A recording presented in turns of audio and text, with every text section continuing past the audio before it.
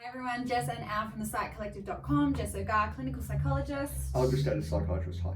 Hey. Okay, so this is following up on the distress cycle video that we've already done for you. So have a look at that one first if you haven't seen it. What we're going to do for this video is we're going to go through the distress cycle and the different steps of it, but I'm going to overlay the DBT skills that are appropriate to each of the stages here. So as much as I'm a schema therapist at heart, DBT is what I do kind of more for my day job. So I've started kind of offering my DBT patients a bit of a hybrid of, I find the distress cycles a bit easier than a chain analysis to help them to kind of understand and see where the opportunities are to be skillful. Okay, so do you want to take us through the distress cycle? Yeah, let's go through it. Okay, so you're getting by and something's happened that's about to put you in a bit of a tears and cause you to get distressed. So some event or trigger has occurred. Yep. Okay, in your environment, and you make a snap judgment about the meaning of that. Yeah. Okay. So for this, you need to identify what is your snap judgment. First of all, the only way you're going to know if you've had a snap judgment is if you've been doing your mindfulness skills, particularly your what skills on observe, describe, and participate. All right. So you need to be paying attention to notice the thoughts, and then you've got the opportunity to check the facts. So this is your emotion regulation skill here, being able to check the facts of the snap judgment to see, did you even make the correct interpretation, and is the rest of this going to be appropriate? All right. Okay. Moving on. So you've made the snap judgment. Maybe you failed on this. Mm-hmm. Okay, you weren't sharp enough with those skills. Yeah, or yeah, exactly. You just got smashed by this low resolution snap judgment has hit you with an intense emotion. Mm-hmm. So now you're feeling a lot of anger or a lot of sadness or a lot of fear. Yeah. Okay, so this is where we want classic distress tolerance skills. So we've got stop, tip, self-soothe, and accept. So activities, contribution, comparison, other emotions, pushing away, thoughts, and intense sensations. Okay, now that didn't work for whatever reason. Okay, things are now escalating. We're starting to note in our body, our heart's pounding. Okay, maybe our breathing's up. We're getting hot. We're clenching ourselves. This is a key signal that we're about to get really distressed. Okay, if you miss the opportunity to do tip here, then I want you to do tip here. But let's be clear, both of these are happening at the same time anyway, so it's not necessarily that you missed it. It's probably that you just got smashed with both of them at once. But still, your tip skills are the best thing that we have within DBT to manage the physiological responses. Temperature, we've got a video on that. Ice pack across the sinuses, head between your knees, hold your breath for 20 seconds, use your mammalian dive reflex. Intense exercise to rebalance. The carbon dioxide, basically. Yeah, we've got another video on that one. Paired breathing, we call it controlled breathing or progressive muscle relaxation. Beautiful. Okay.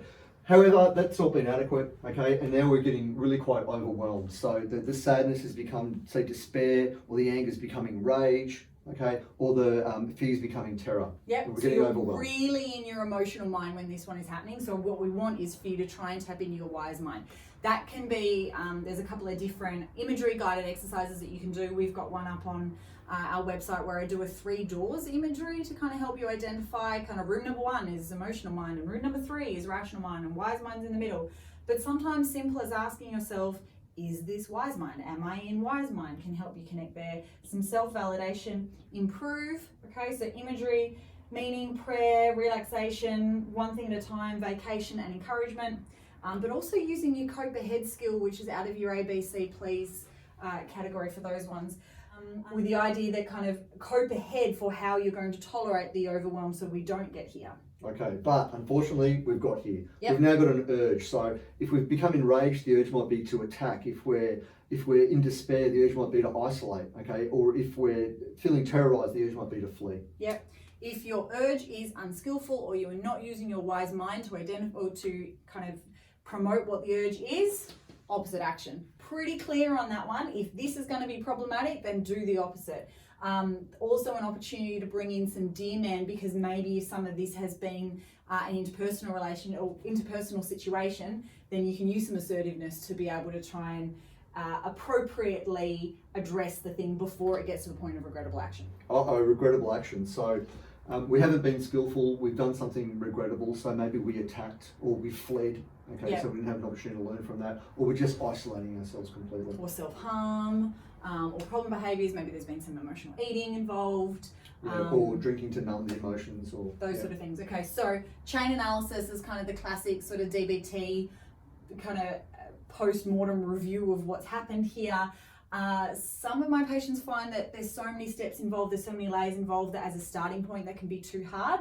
Distress tolerance is a bit of a simplified version of it, but there's definitely value for chain analysis. And then we go back to emotion regulation for problem solving to see, was there an opportunity or for next time to prevent the event or the trigger from happening again in the first place.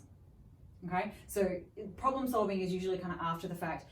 Once you've had the trigger, you've already had the trigger, but can we try and make sure that it doesn't happen again?